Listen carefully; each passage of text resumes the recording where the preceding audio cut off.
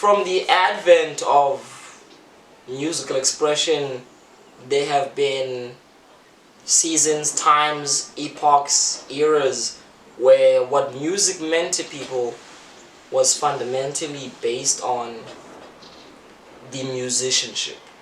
The violins, the guitars, the cellos, the bass lines. But I think what happened is, with the increasing culture of industrial pop mechanism infiltrating how we look at music, there was a need to put in the forefront people to be the anchor for how this music came across.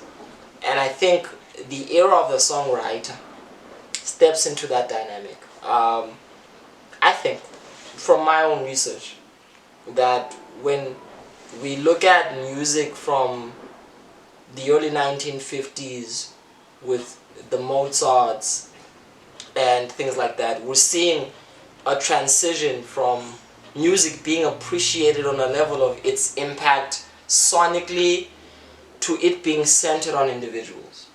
And the centering on an individual creates this build-up of authorship, and the authorship evolves to this time where you have producer/songwriters who help sculpt the landscape of what music can be. Why ndiloka ngale way? South Africa is a country built literally on the foundation of colonial oppression. And with that, we come with the baggage of having inherited a lot of elements from Europe, at the very same time navigating our own indigenous African influences.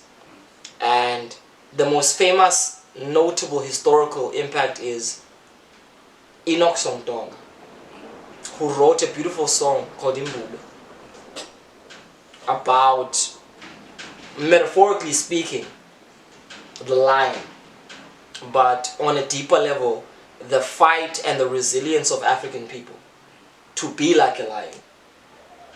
All for it to get recorded, shipped, changed, and converted into a new song called In the Jungle, the Mighty Jungle, the Lion Sleeps. You know, and then we enter into Disney and so there's a history of South African songwriting being co-opted, converted, and even metamorphed by a culture that seeks to sell our blackness to the white monopoly.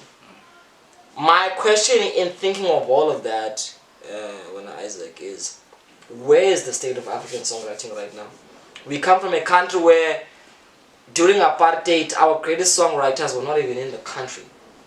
They were in exile, scribbling notebooks, speaking for us, while being limited in parts of the country where they couldn't go home.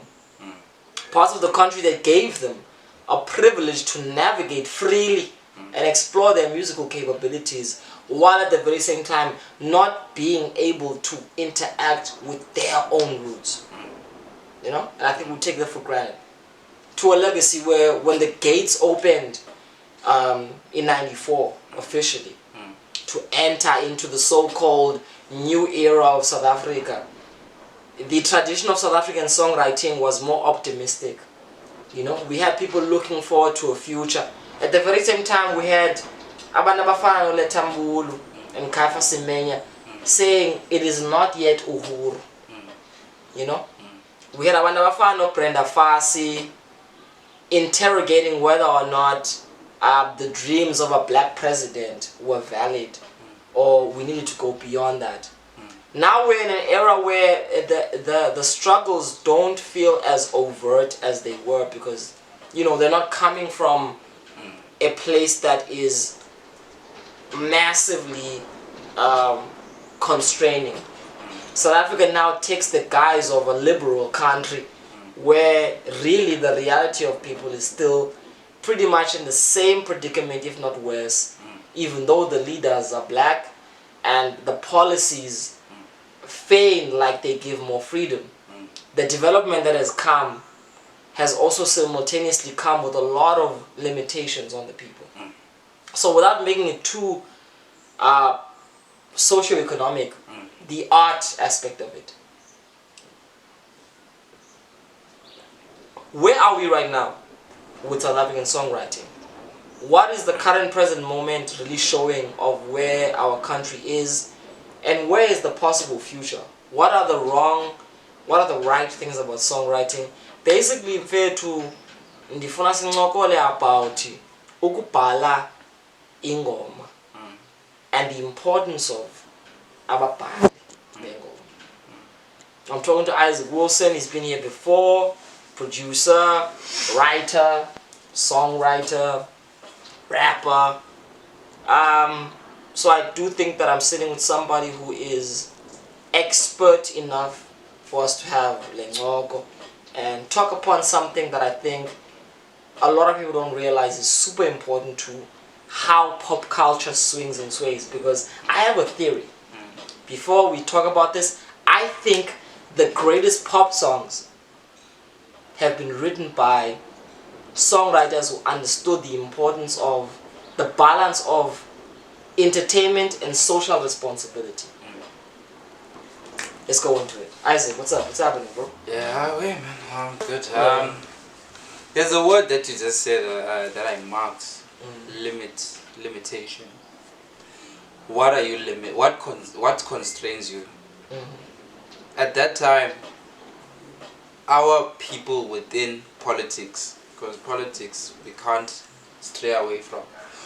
Usually, basically the music back then was more political and more politically coded.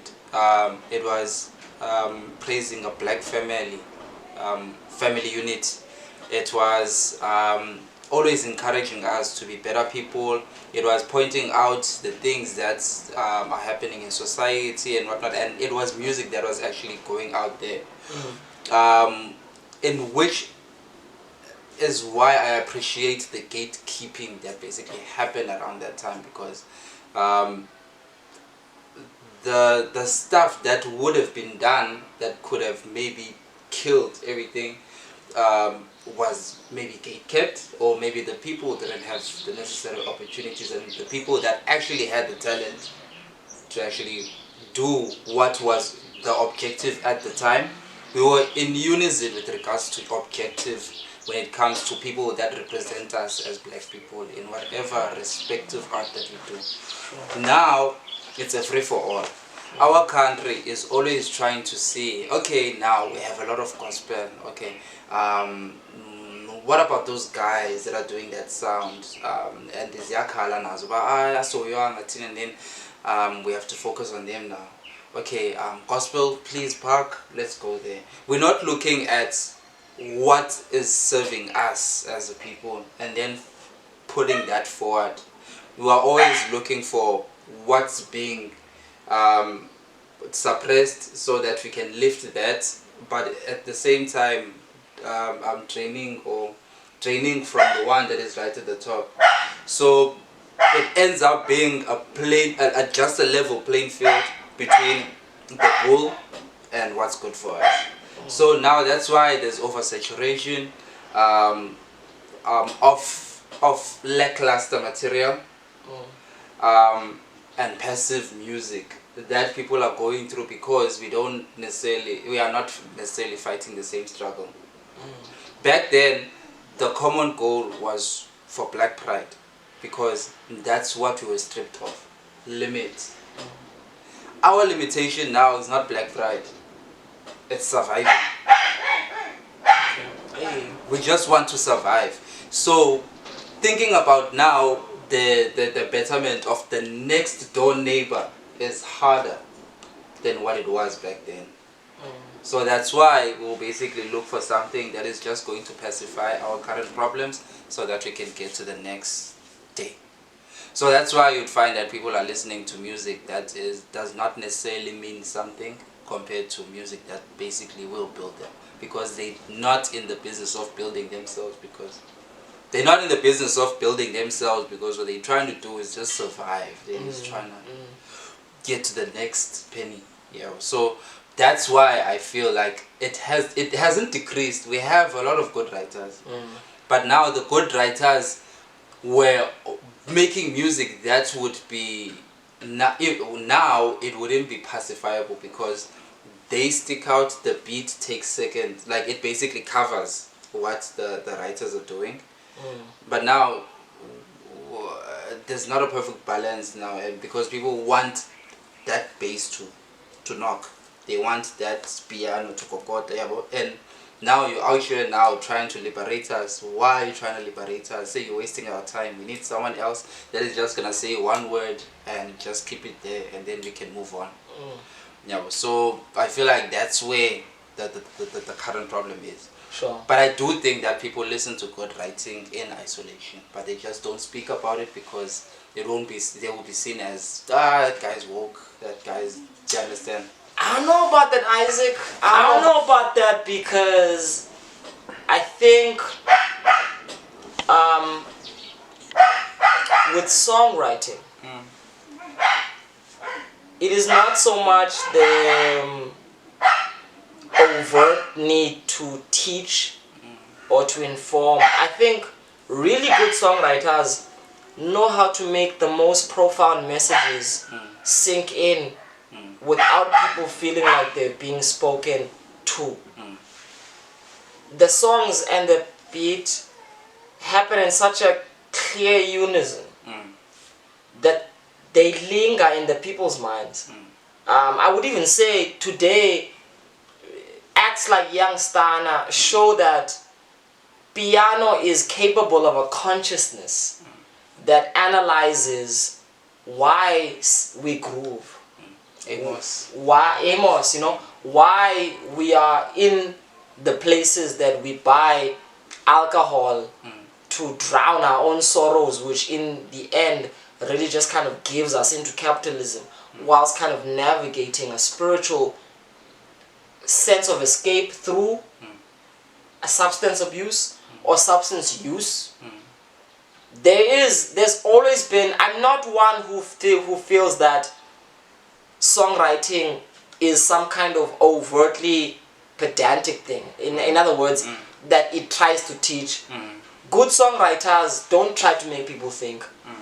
They try to embed the thoughts beneath a great song so that the subconsciousness of the people can pick up on the spirit of the song.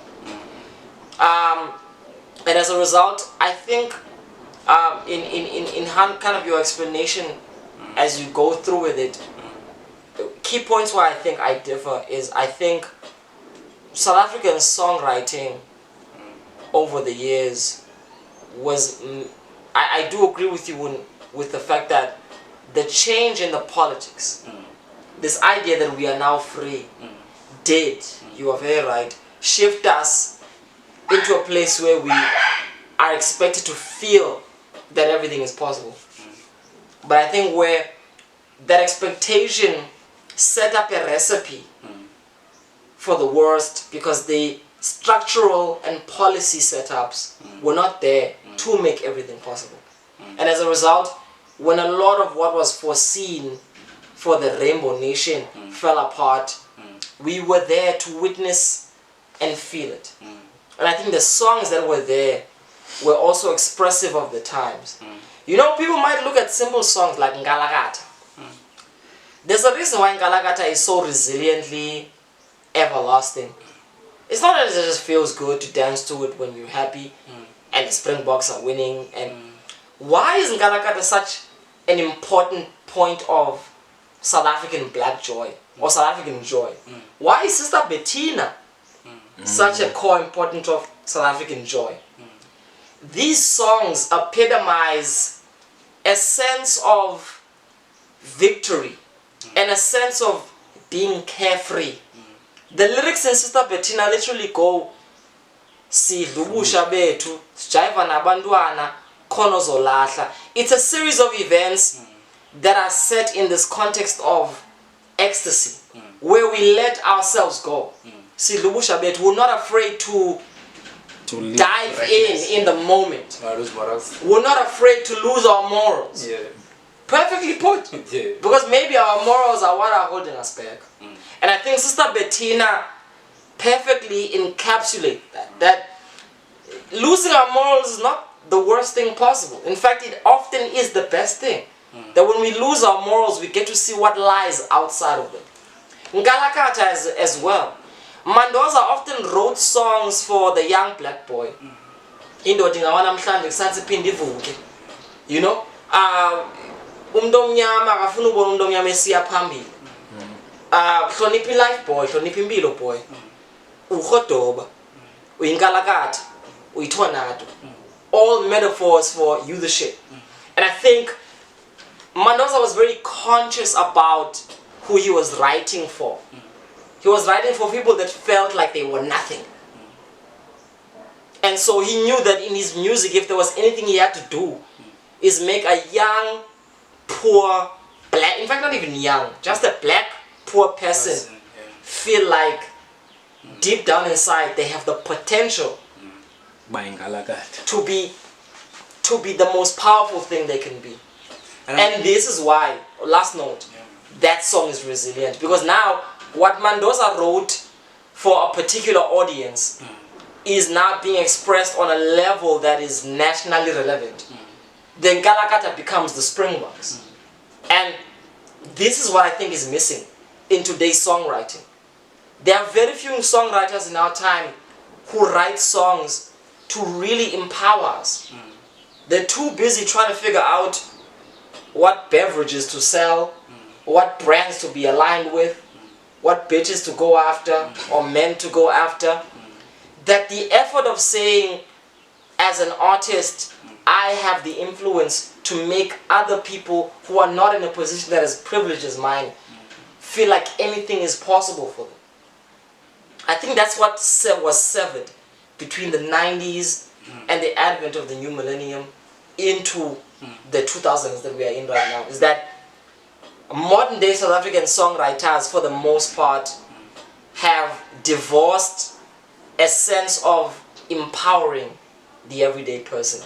Most of them, not all of them, because I do want to mention the ones that are still doing living, breathing work. The Msakis, the Mbongezi, the Mabandlas, the Ami Fakus of the world, whose songs you can hear and groove, but they still carry that impact. I've seen people cry in the midst of club and tavern situations because of songs from these artists. So I do think that that always needs to be there. Because if it isn't, then what are we really dancing for? Yeah, a point from what you said, I've actually just realized while you were speaking that being in Kalakata, there's nothing material that he actually says on the song. He's just saying that I feel like this. I feel powerful. Yeah, and it's him just appreciating himself without looking at anything outside. That's a good point. But yeah, I feel like the reason there's all of this is because there's I hate gatekeeping, ne? But I just feel like we do need gatekeeping. Yeah, we do. Isaac just said we need gatekeeping, folks. In songwriting. Different explanation. We need gatekeeping? Imagine Islam. Better be a good answer. Imagine Islam's eating food that is not halal. There's no standard that is held. Like it's like everyone, I just have this product. Do you understand? Like it was not tested anyway, and it feels like music is just that now. Like I can do something. Even now I do that sometimes. Like let me just throw that. It's still a test. Let me just throw this out there and just see how people feel about it. It's a song, doesn't have drums. I'm still gonna put in drums. I just want to see. Do you understand? So now we're actually putting out prototypes. And what I appreciated about what labels did, at least, even when your song is like 5 minutes and it's like, this is just super repetitive, they were able to cut it down and just like give you something like the thing that you basically need. You understand? I feel like we just let that now. I'm not saying that we should come back as a form of a label, but now there should be something that actually sets a standard that can just be like, yo, like, even if it's the distributors or the platforms that we are uploading to, where like, you know that okay, that song was trash, you know, and then I just need to work harder. We don't have that anymore. Yeah. When we're doing everything ourselves because we can, it's not because we're good at it. Yeah, so the free internet that freed everyone to do everything is actually also ruining the state of. It's like a Brenda that was writing her own stuff, and then when she wanted to get to another level, she linked up with Chico, and Chico basically raised the level when it comes to the writing and production. I'm not saying that you should shelve your ideas and whatnot, but at the end of the day, you know when this is bullshit. I don't know. I think in America, what I notice is that there has never been a lack of radicalized content. And when I say radicalized content, Americans are smart. They realize that because everything is structured around capitalism anyway, they don't need to license what people say. Because even if you think you're speaking against the system, speaking against the system is a market in capitalism. Capitalism makes money off of people speaking against it. Because it knows that it creates a state in which people are insanely dissatisfied. So that's why you can have a Kendrick Lamar. You can have, a Dead Prez. You can have artists that seem to speak against the system while making money through the system. It's not a contradiction. And I think that in South Africa, the politics is a little bit more rigid. Where here, when you do try to overtly write something that is anti certain political party or certain government, there are people who feel like you should be policed. So I think the difference is that America's economy realizes that words don't hurt. It's actions that do. Here in South Africa, they're scared of the actual words. So as much as it's not like the days where Chico had to censor the word, "We miss you Mandela, where are you?" So he needed to say Manelo. It's not as, but still there's a lingering energy where you're not being barred from saying Mandela, but you can't overtly say, a certain political party is the reason structures of the electricity, you know what I mean? Or whatever. Because the politicians are the ones that have the music industry, the telecommunications, media, sports. There is a conscious presence of the fact that we're speaking within limits in South Africa. And I think that's what has ruined our songwriting. South African songwriters who understand these limits have now chosen to speak directly to the personal self. Msaki says, "Fetch your life." She doesn't mention any political party that's preventing you from doing that, but you just need to know you gotta fetch your life. Bongiswa Mabandla is saying, you know what I mean? I could go on and on and on and on. Something Soweto is speaking to the heart and soul of Amachance. He's speaking to the way we view each other. He does, there's no overt need to talk about who's preventing us. We start with ourselves. And I think there's a reason South African songwriters are starting with the personal self, because they realize that they would love to talk about the state of our leaders. They would love, I was listening to the Sarafina soundtrack the other day with my little nephew. The Safa Sapeli Sizo Simnyama Mbongeningema. Shout out to him, as much as, questionable pedophile allegations. He wrote a beautiful soundtrack. People can be many things at once. So, as a result, I'm listening to this. He just puts it like casually, Jay.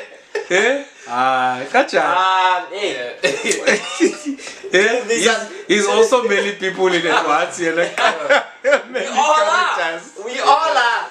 So as a result, I'm listening to Safa Sapeli Sizo senyama osafa isizwe sabansundu asitshela inkokhethu zethu bamazilamule. You know what I mean? Direct, he's talking to the leaders, intervene. Yeah. You know what I mean? And I'm thinking to myself, when last has a South African spoken to the leaders? When last has a South African said, yo, my leaders, my leader? We hear a lot of that talk, my leader. We know that term in South Africa has circulated. But when last have you heard a South African songwriter say, my leader, you fucking up. My leader, things are going wrong. There's been a pushback. In the era of the Moyeningemas, the leaders were more open and flexible to hearing the critiques of the people from the grassroots. They were part of it.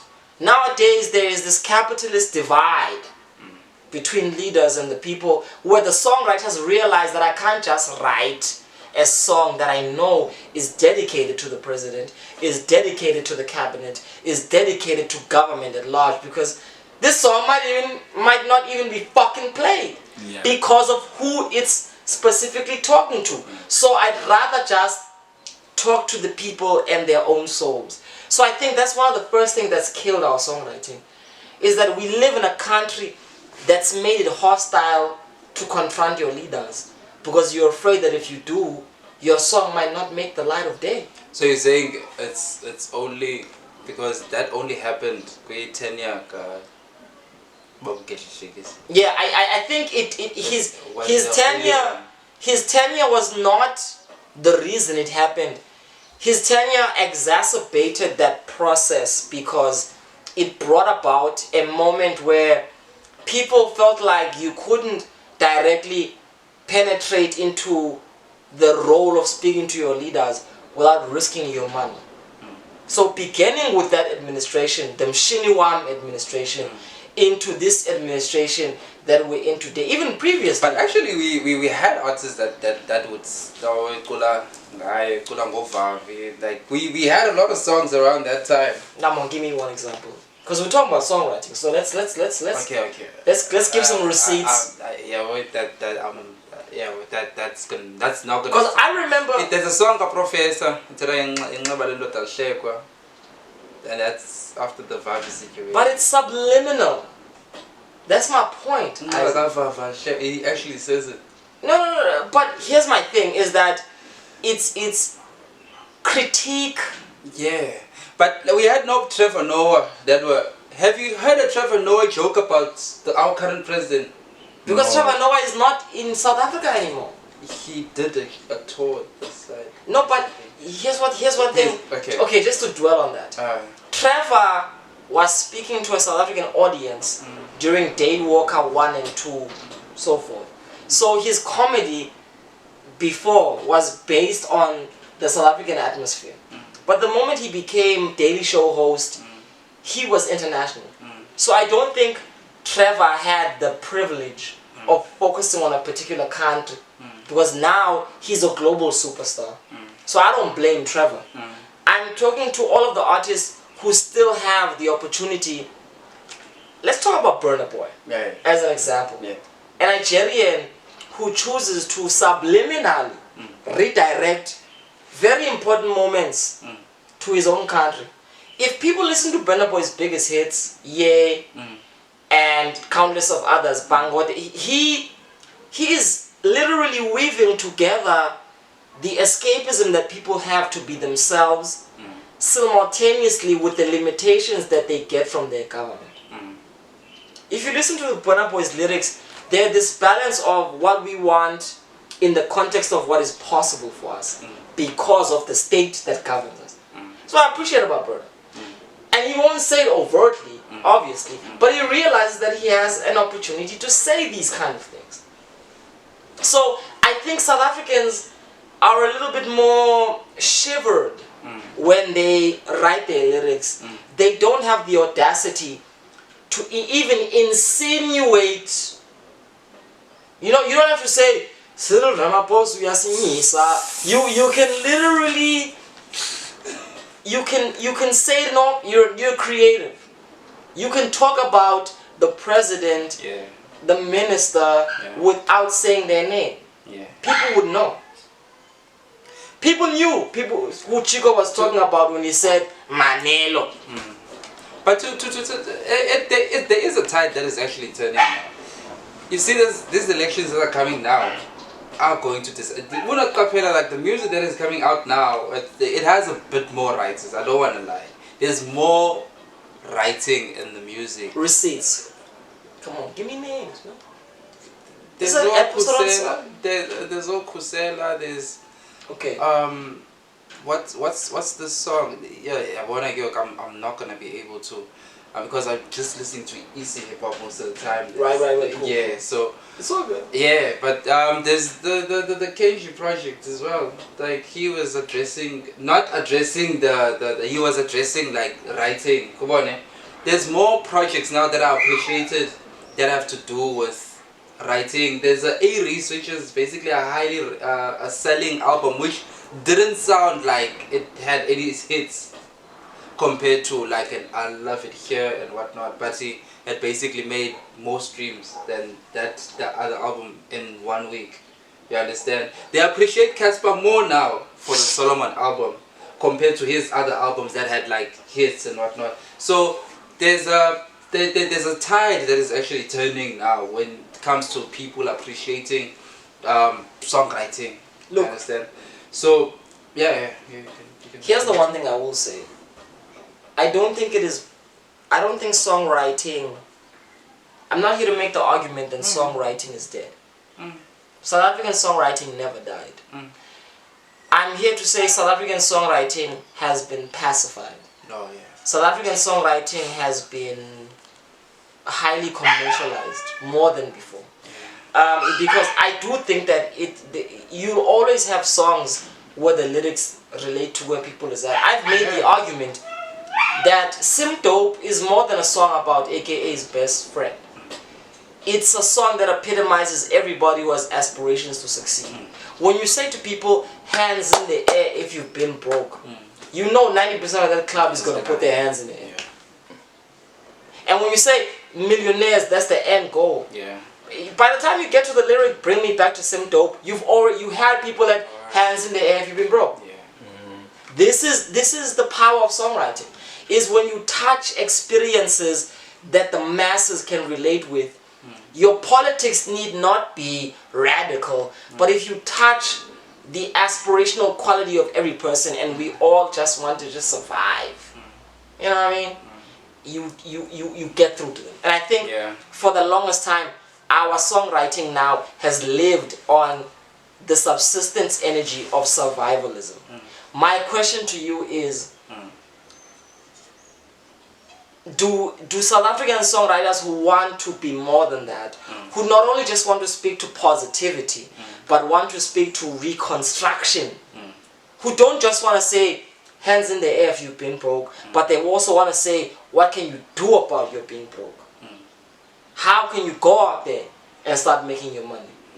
You know, is there room for that? Does our country as it stands allow for that? I think in this portion of this dialogue, it will be natural for us to talk about that.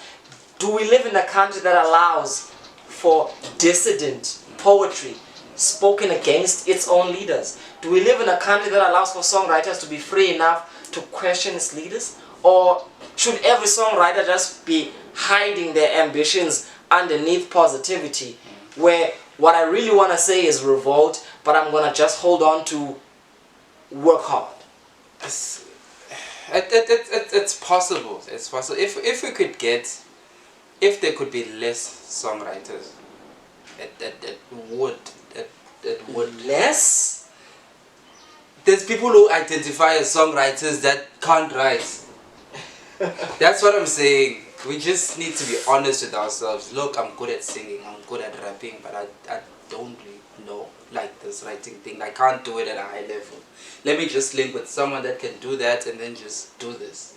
It's time that you even grow as a hip hop, right? Because I like talking about hip hop. Right. And go out of the ego bubble. But I have to write this. You don't. You're competing against the R&B person that has two or three writers in the room. A jazz artist that has a lot of writers that can assist them with what they do, and they can only focus on training their vocals and making sure that what comes out of their mouth is like it's pure gold, because they have that. They throw chakra is basically working magic. They don't. Basically, what I'm saying is we need to basically learn how to delegate and have specialists in things that we delegate. If I know a person that can write, and I know now that like when it comes to doing or executing this, I do it well, I'll do that, get that person to help me with my writing. Word. And get another person to help me with the marketing. That's how we can work together. If now you are good at writing maybe, and you're not good at maybe marketing, I'm not good at writing but I'm good at marketing, and now we are in competition, we are basically going to, it's not going anywhere. It's not gonna go anywhere anyway. If we could just, I'm not saying we stop being in competition, but at the same time, yo, I need help. We need to start doing that. I need help. And then it's gonna basically move forward that way. Otherwise, the gatekeeping is needed. Just in general, hard as gatekeeping to shut down. We're deleting all the music, starting over, or like whatever's gonna come through now, like just to wake people up. Yo, we need a rude awakening of some sort. But I think the rude awakening will not come from the industry. I would like DA to take over next year. Oh my God! You mentioned names. Like I need something that just something. Hold up. Before you go into politics, I really think I hear you. I think the problem is in the general culture and atmosphere of where we are South Africans. Yeah. The majority of South Africans are despondent, not because they don't have any power to act, but because they feel like it is pointless to even try. And the reason that that's happened is because our government has succeeded in filtering through a message that says, relax, focus on your day job, and just try to fucking live your life. Yeah. Because anything beyond that is a pipe dream. So I think we live in an era where before, the generation previously didn't have this wall of propaganda that told them that they couldn't fight because it was useless. Yeah. They had a wall of artists telling them that they must fight because it's necessary. And this is what got us here. And the irony of it is that now we had a leadership that created a wall of limit that made people feel like maybe what we really need to do right now is just survive. Look for a job, buy a bottle of Hennessy, uphile impilo yakho. And I think this is where artists like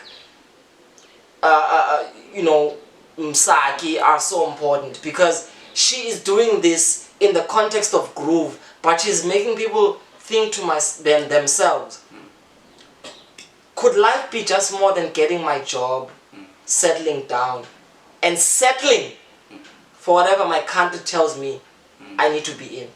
Settling. The majority of our songwriting right now tell us to settle. Rappers are telling us just to make money, settle down. This whole idea of being a millionaire is settling. Because you're not trying to defeat capitalism, you're trying to fit into it. You're trying to be the best you can be at it. Then we need a straight socialist government or a straight capitalist government. We just need something that is gonna. I don't think you need socialist. I don't think you need a socialist government for that to exist, because, Chico Twala wasn't a socialist. Matter of fact, Likinzala, Anyway, yeah.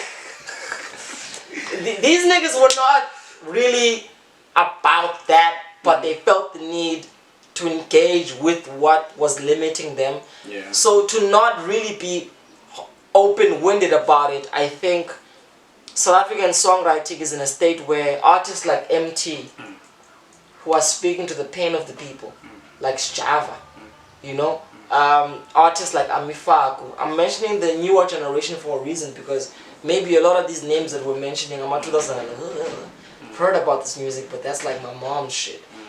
I really want us to realize that we have living and breathing songwriters who are speaking to our souls, but they're afraid to speak to our minds because they don't think that it is possible in these times. So, you, are part of that reason. If a South African songwriter thinks they can't speak to your mind, it's because you've made them feel like that is impossible, because it cannot be marketed in that way. So I think because the internet is the new market, there's room to try. You know, we've seen artists like Ari show us that you can be rejected by old media and thrive in new media. So I do think that there's room for a new generation of South African songwriters to say, fuck the system, fuck the president, fuck the cabinet, and do that in the context of a song that makes us all feel like groove is the moment. You know, there have been songs that have carried people both in the tavern and in their own personal capacity. So that's what I'm speaking for. And that's what I think the future of songwriting is at. So shout out to all the songwriters who want to take risks and the audience who appreciate it. And if you don't appreciate it, maybe you should have a conversation with yourself. Isaac, last word? For me, we just need a rude awakening. Let it be hardship or whatever, but yeah, we just need someone that is just gonna take a bold decision to suppress us so that we have a struggle. That we have This the guy same wants struggle. to be some. Yeah, You know I want us to have the same struggle so that I feel like musicians get creative when they are pressed. This needs a part 2. Yeah. Definitely. Only thing I have to say right now is, you know what's the greatest form of suppression? Yeah. Kwase kwamnandi. It's good, it's nice. La la, as if that's the state of South Africa. Anyways, peace.